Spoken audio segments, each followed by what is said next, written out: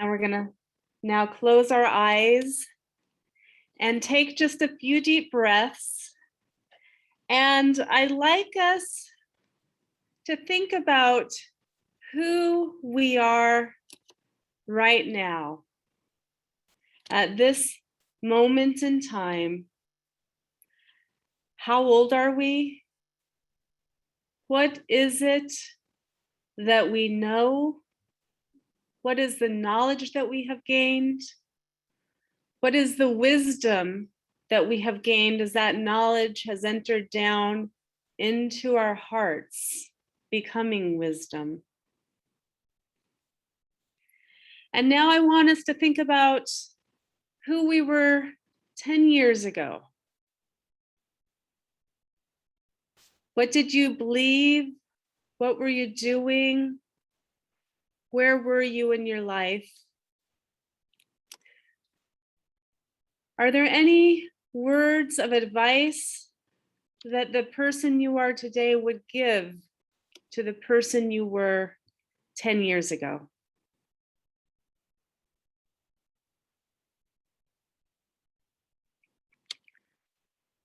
Now think of the person who you were, if you're a little bit older, who you were when you were 30 years old. Would the 30-year-old you recognize who you are now? What words of wisdom might you give your 30-year-old self?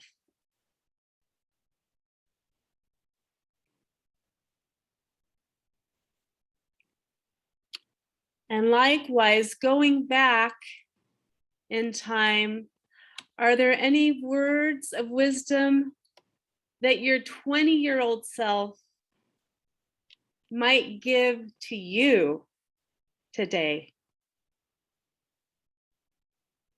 That younger self who didn't have quite as much life experience, might that person still have some wisdom that we can remember and incorporate again into who we have become?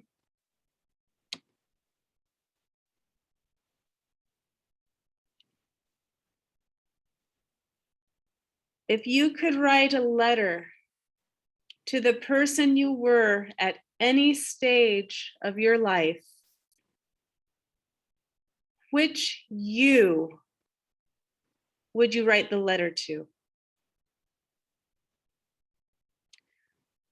Which iteration of you would need to hear it the most? And what might you tell that younger part of you?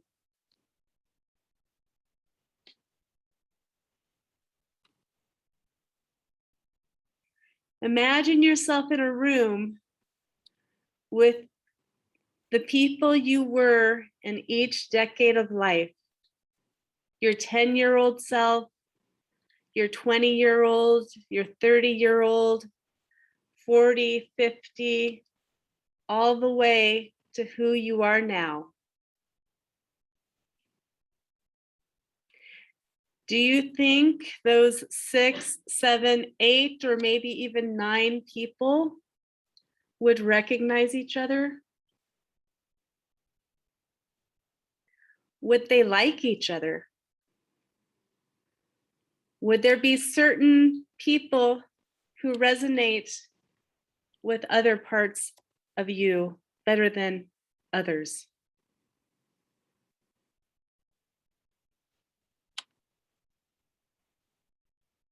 As we enter into this moment of gratitude for all that is our life, I invite us to listen to the words of Namaste as we reflect on who we have been, who we are today, and who we imagine ourselves are becoming.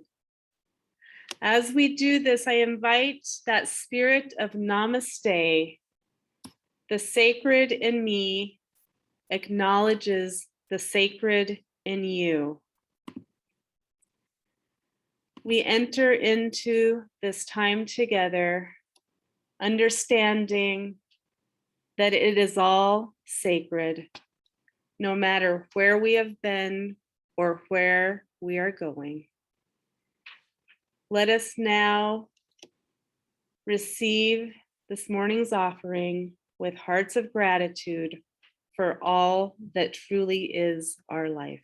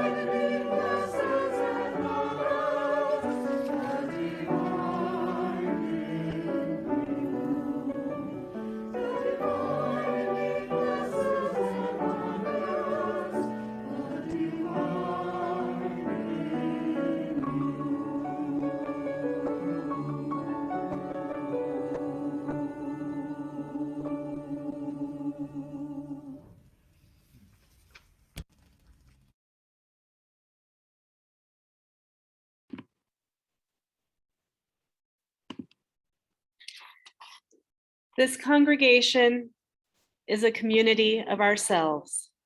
Its energy and resources are our energy and resources. Its wealth is what we share. As we contribute to its life, we affirm our lives within it. From you I receive, to you I give. Together we share, and from this we live. From you I receive, to you I give. Together we share, and from this we live.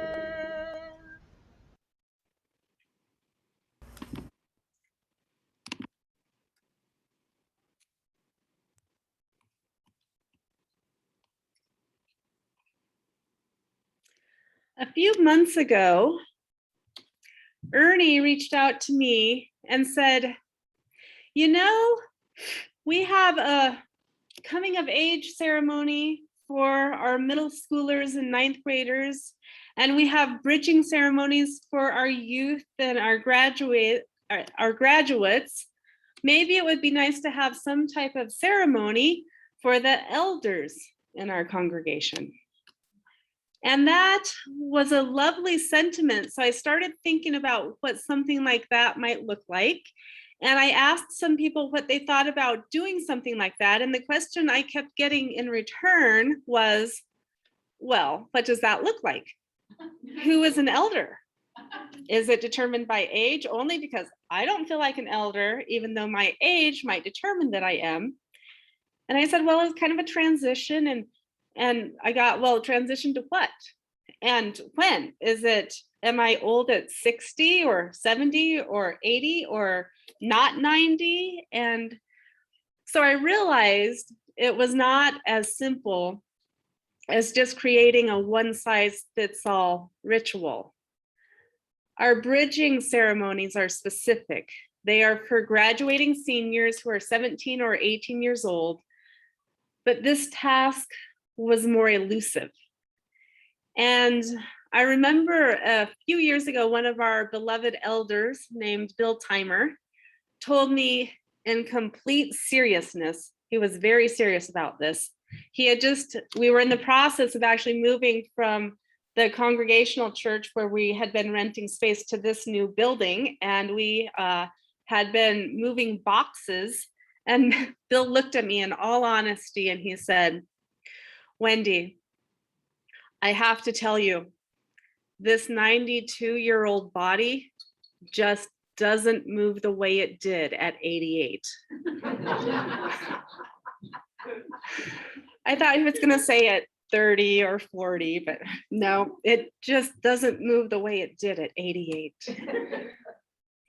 And so I thought, what if we have a service that revolves around wisdom and the lessons learned as we grow older? And as I began to reflect on wisdom, I realized that the way I understand wisdom is that wisdom is eternal and transcendent of place or age or time. So there is wisdom that can be gleaned and shared by all of us, no matter what chronological age we find ourselves experiencing at any one period of time. And so we have today's service inspired by Ernie called Wisdom Through the Ages.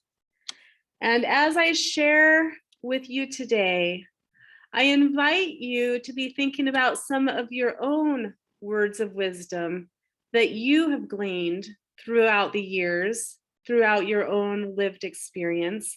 And I will invite us to share that wisdom with one another in a few minutes.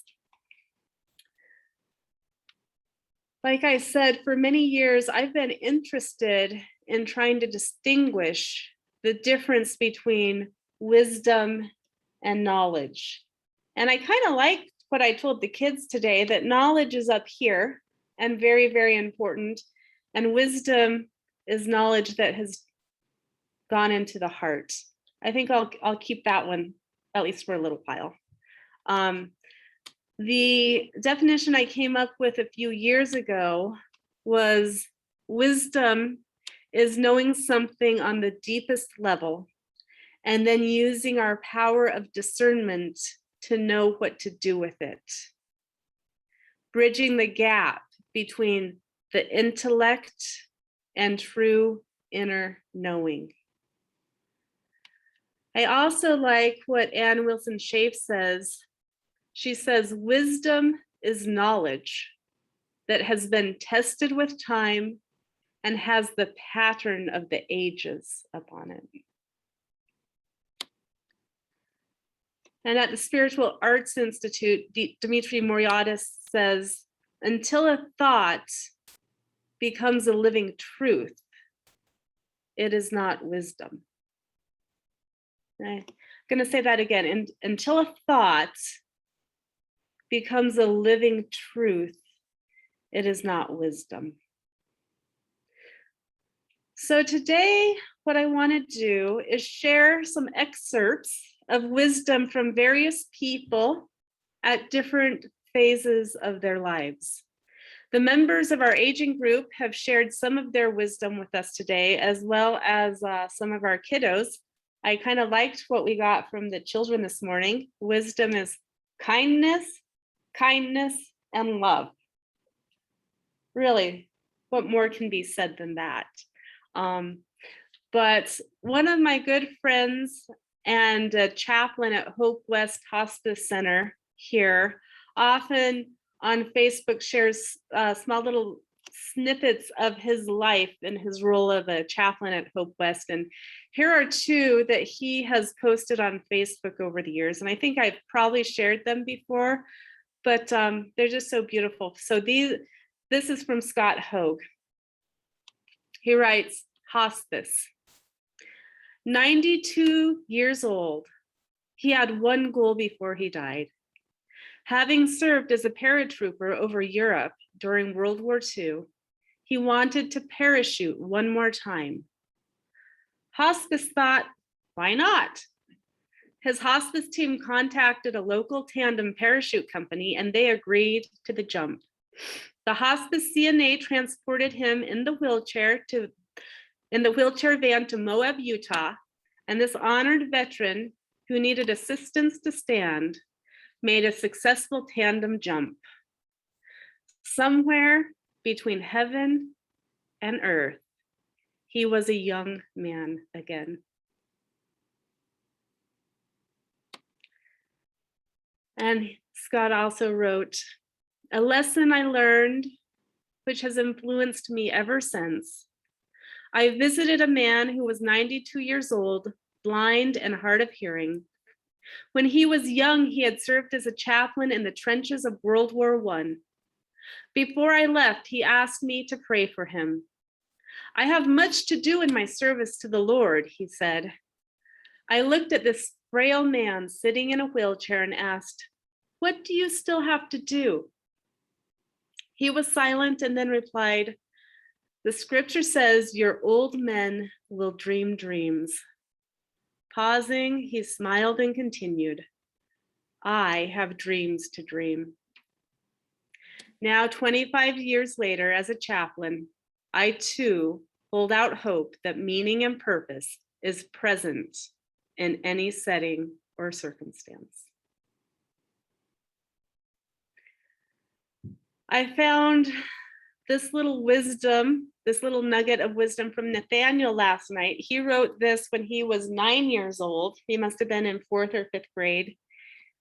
And the assignment was, why is it important to be a gentleman?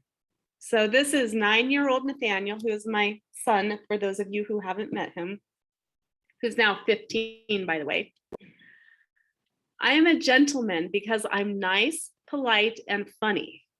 As a gentleman, you need to be funny so people feel happy around you. In addition, you need to be nice so that people feel safe around you. Finally, you need to be polite so people feel good around you. In conclusion, being a gentleman is mostly just being yourself. Yeah, I didn't tell him I was quoting him today, but and a few years ago, and I shared this, it's been a few years now because this is when Danny was 9. It was one Saturday night and I was joking and I said to my family, who wants to write my sermon for me tomorrow? And Danny said, I'll write it, Mommy. And she sat down and started typing.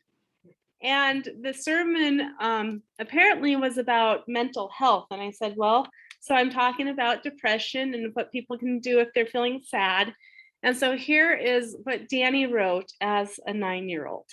She said, depression. Here's how you shall treat someone if they have depression. You should first of all ask them if there's anything you could do for them. For example, ask them if they want a companion or if they would like you to stay with them. If they say no, respect them and go. If they say yes, feel free to stay with them. You could also ask if it's okay with them to ask what's wrong. Why are you so depressed? If they tell you, try to help that problem. If they decide not to tell you, respect that and say, okay. And here's why you should feel good about yourself. Even if you are sad, you should still feel good about yourself. Why, you may ask? Well, because no matter no matter what, are you. Like if you are super depressed, you may feel like nothing matters, like you don't matter. The truth is, even if you don't feel like you are, you are. Here's why. If you didn't matter, you wouldn't have friends. Your parents wouldn't treat you the way you should be treated, and you most likely wouldn't be here if you didn't matter. You will always matter. Even if you are depressed, even if people are mad at you, and even if you feel like you're not, you matter. And so there is wisdom. There's wisdom in 9-year-olds.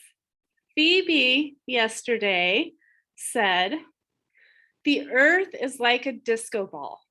It spins around and all the shiny things in it are the people and animals and plants. Plants are alive too.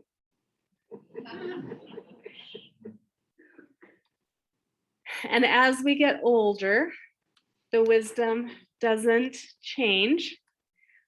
Peg sent this to me. Peg Oswald shared this, what she wrote to her mom at her mom's memorial service. Peg wrote, Mom, thank you for teaching us how to live these lessons I learned from you. Love unselfishly, tuck some bulbs in the ground, take a walk and listen to the birds, write thank you notes, don't throw away what you can use again, make music, grow your own food, do something kind for someone else, notice the flowers, keep neat, learn to do something new, don't complain, make do with what you have, enjoy solitude, give comfort, spend money wisely and save some, laugh, never give up in your words, you can do it. Enjoy each day and live it fully. Mom, you did it right. You did it all. Thanks for being such a wonderful role model. Love you always. And then Peg wrote to me, you can add that I have tried to live by my mom's wisdom and would add these 2 things. Wear comfortable shoes and get rid of those underwire bras. All of the women are clapping. And Ernie wrote this about his understanding of wisdom. Ernie writes, Ralph Waldo Emerson has provided me with important wisdom in his essays. 3 themes are woven into his essays. The first is the notion of self-reliance as opposed to thinking, saying, and doing what is expected. We are independent beings. The only reason to conform is to get along, to avoid being chastised or ostracized. As independent beings, we can make choices. That is far different from performing social rituals. How then are we to make our choices? Emerson becomes a mystic. He points to a larger force, an unknown but available advisor. This is transcendentalism. Access to this higher voice occurs in solitude and silence. It can strike while taking a walk, waking after a nap, or daydreaming. Emerson's 3rd theme is nature. Nature is a teacher, a stimulator. Experiencing the natural world is a way to get in touch with an inner voice that is stimulated by trees, grasses, deer, bighorn sheep, and more. It is seeing, hearing, touching, and smelling the natural world. The good person, according to Emerson's criteria, is a bit weird, self-confident, and spontaneous. Thank you, Ernie. And this is from Yvonne Spalding. As a result of turning 79 a few days ago, I have had a chance to reflect on my life. I have given myself permission to revel in my accomplishments, as well as own some of the disappointments, and even those who have added positively to the person I am today. I am grateful for the people who have taken a chance on me, allowing me to pay it forward. And I have the courage and foresight to give others a chance with encouragement, empathy, and a sense of maybe I could do that too. I have learned from others that they too have felt fear and apprehensions about things they wanted to pursue, but they tried them anyway and ended up being successful. Participating in the final year of my 70s and seeing my 80s on the horizon, I feel proud and confident in the person who I have become and eagerly anticipate the emergence of the person I will see in the mirror in the future. I say we have a pretty wise congregation, huh? So what I would like to do is go ahead and allow us to just enter into a bit of a conversation with each other. If you are on Zoom, I have invited you to unmute yourself. The way that we do this is that if you would like to say something, go ahead and unmute yourself and I will call on you. And if you're here in the sanctuary, raise your hand and I'll bring you the microphone. But what I'd like to do is if anybody has some words of wisdom that you'd like to share with the congregation, I think it would be fun to share a few words of wisdom. And if anybody's on Zoom and would like to take notes for us, then we might send the wisdom out one of these days in a newsletter or something like that. So does anybody have some wise words that they would like to share?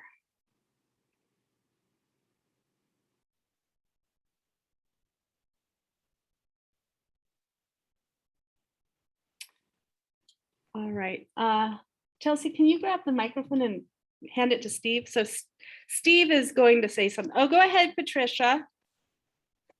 Oh, some wisdom and advice that I heard that I try and follow is before I open my mouth, think, is it kind? Is it true? And is it necessary? Does it need to be said and does it need to be said by me? Is also two that I've added to that one. Thank you, Patricia. Go ahead, Steve. Yeah, it's on. Is it on? Can people on Zoom hear Steve? All right, very good. On a less philosophical basis, and more of a practical. Wisdom to me is how you make your decisions, not just, you can have all this knowledge and make poor decisions. And you see it all the time in the way people, just take for an example, the way you spend money. You see people getting into trouble and having misery in their lives because of their unwise use of money. And secondly, even though people know all the things they should do to take care of their health, people make a lot of unwise decisions about how you take care of your body and your health. And I think wisdom means I have to make good decisions in just everyday life, not just on this philosophical level, but just in my practical everyday living. Thanks, Steve. If you couldn't hear him, Steve just said it's important to make wise decisions in your everyday life, not just in your head, but how you live your life and how you choose to be in the world.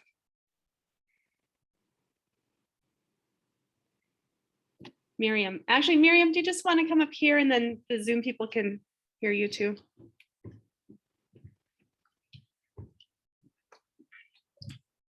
Yeah, so I just wanted to say that something that's really occurred to me listening to everybody and thinking about wisdom is that wisdom is meant to be shared. And whether that means opening your mouth or that means listening, there's a kid's book that's called The Rabbit Listened, which I think is one of the wisest kids' books I've ever read, where the kids' blocks are, he built a big tower and it's all destroyed, and all the different animals come and say, well, let's be angry about it, or let's blame someone else, let's knock someone else's down. And the rabbit helps him the most, because the rabbit just sits by him as he moves through the emotions and listens. And I think that the elders and the youth in our society really need to be connected more, because I think that's what's needed, is someone who can listen and also someone who can share some of that wisdom. And so I'm not an elder, but I hope that I still do it in my life. I try to share my wisdom that I've learned with some youth, and I hope that we can keep making those connections, because kind of what Steve was saying, a lot of youth has no idea what to do financially. They have no idea what to do about their health, and they need some role models and mentors in their life to help model and impart that with them. And that's the book the kids are reading downstairs. Oh, today. are they really? Yep. Oh, how cool. All right. Anybody else would like to say anything? Oh, okay. Monty and Elizabeth, go ahead. And this does need to be said. Even if you're alone by yourself, or and can't do it in front of people, dance. Dance, people.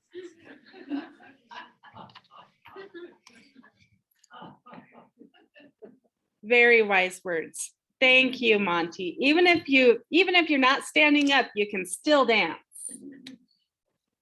All right. Any last words? All right. Well, as we enter into this final time together, let us sing together, We Laugh, We Cry. One of my favorite hymns.